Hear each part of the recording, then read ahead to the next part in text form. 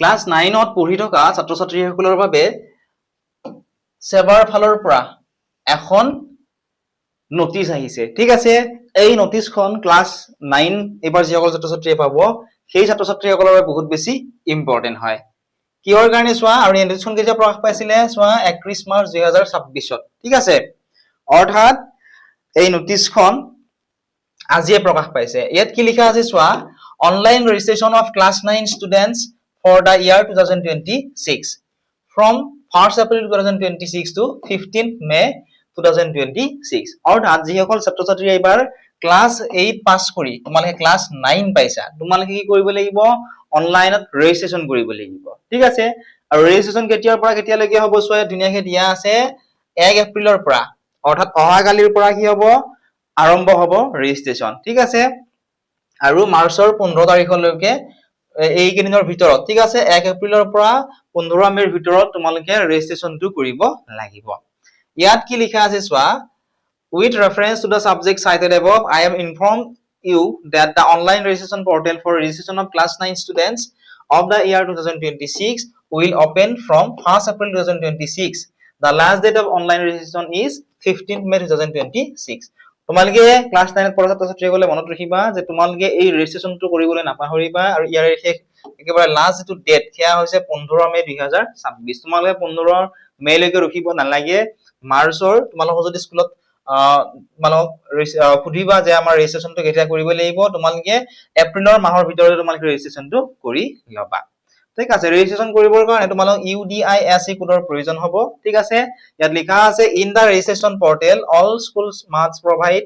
11 digit UDISE code in the my school page UDISE code is mandatory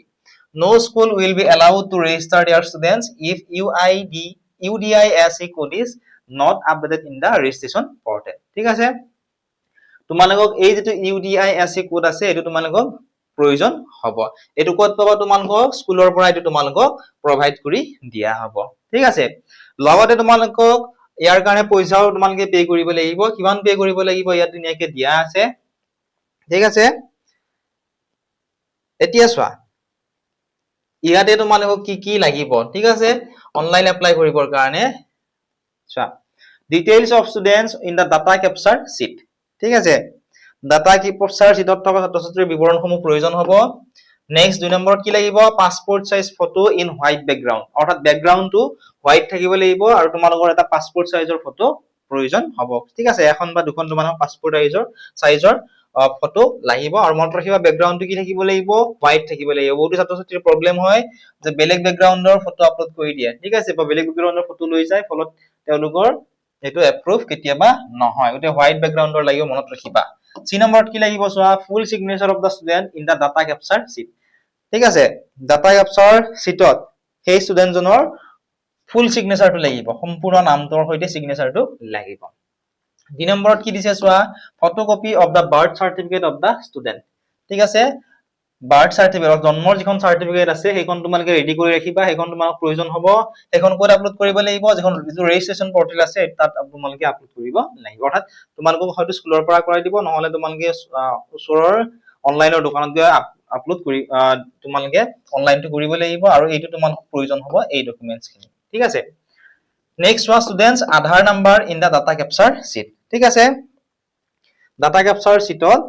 তোমালোকৰ যে আধাৰ card যে আছে আধাৰ কাৰ্ডত এটা নাম্বাৰ আছে তোমালোকে চাবাচোন এই নাম্বাৰটো তোমালোকক প্ৰয়োজন হ'ব অৰ্থাৎ আধাৰ কাৰ্ডখন তোমালোকক লাগিব next one students upper ID ঠিক আছে আপাৰ আইডি মানে হৈছে অটোমেটেড পাৰ্মানেন্ট একাডেমিক